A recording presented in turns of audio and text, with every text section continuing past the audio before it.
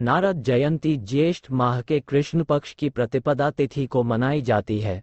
भगवान श्री विष्णु के परम भक्त नारद मुनि का जिक्र आते ही अक्सर हमारे मन में नारायण नारायण शब्द का ख्याल आता है।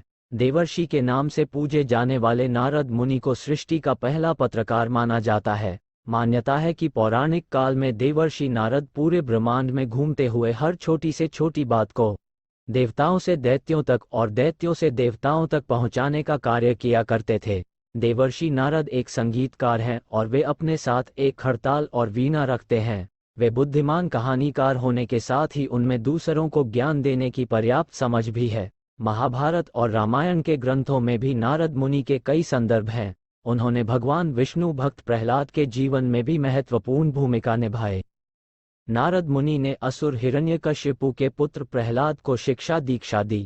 ये भी माना जाता है कि उन्हें एक बार ब्रह्मा के महान पुत्र दक्ष प्रजापति ने शाप दिया था। पौराणिक कथाओं के अनुसार अपने पूर्व जन्म में नारद उपबर्हण नाम के गंधर्व थे।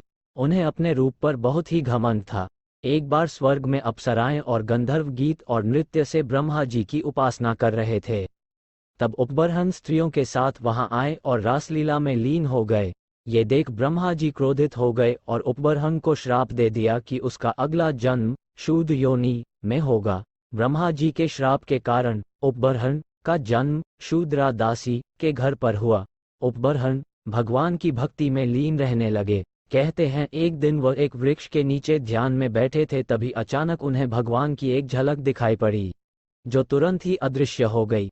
ईश्वर के प्रति उपबर्हण की आस्था और गहरी हो गई। एक दिन आकाशवाणी हुई कि हे बालक, इस जन्म में अब तुम मेरे दर्शन नहीं कर पाओगे, लेकिन अगले जन्म में तुम मेरे पार्षद होगे। इसके बाद उपबर्हण ने भगवान विष्णु का घोर तप किया, जिसके फलस्वरूप ब्रह्मा जी के मानस पुत्र के रूप में नारद जी का अवतार हुआ।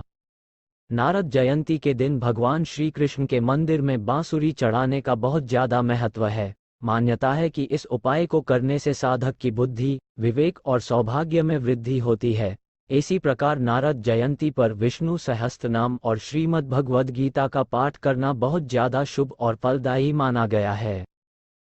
नारद मुनि की पूजा करने के लिए प्रातः काल सूर्योदय से पहले उठें और स्नान ध्यान करने के बाद उनकी पूजा एवं व्रत का संकल्प करें।